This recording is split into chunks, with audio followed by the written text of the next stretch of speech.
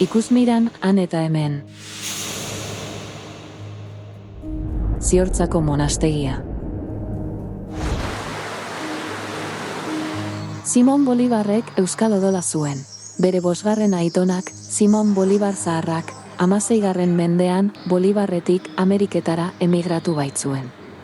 Gaur egun Ziortza eta Bolivar hiriguneak bat badira ere, ez da beti horrela izan. Bolivar, garai hartan Ziortzako kolegiataren menpeko hiria zela adierazten duten 11. mendeko idatziak daude. Euskadiko monumentu nazional izendatuta, Ziortzako monastegia, garai batean kolegiata izandakoa, inguru paregabean dago, Oiz mendiaren magalean.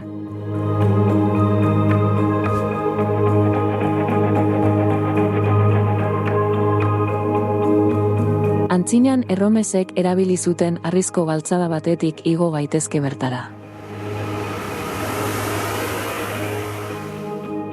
Monumentu multzoak hainbat eraikin ditu.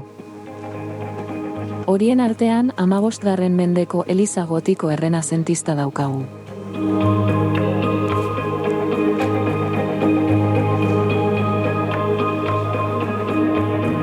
Bizkaiko kostaldetik doan Donejakue bideko igarobide garrantzitsua izan zen Erdi Aroan eta, bereziki, errenazimentu garaian.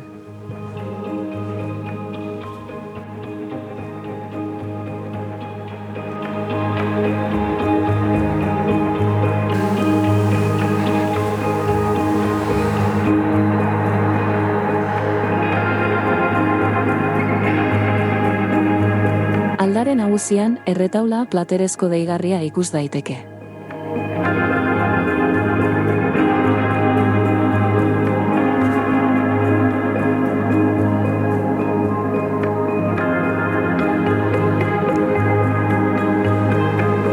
Hamaseigarren mendeko klaustroa alboan dauka.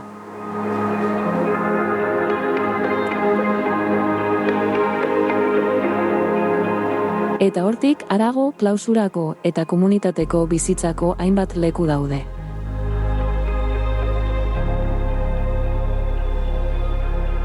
Abadearen etxea, kolonoena eta jangela, besteak beste. Garai batean, erromesentzako ospitale bat ere bazegoen monastegian, baina sute batek zuntzitu zoen eta, orain gutxi, eraikin berri bat altxatu zuten baina, oraingoan, ostatu gisa erabiltzen dute.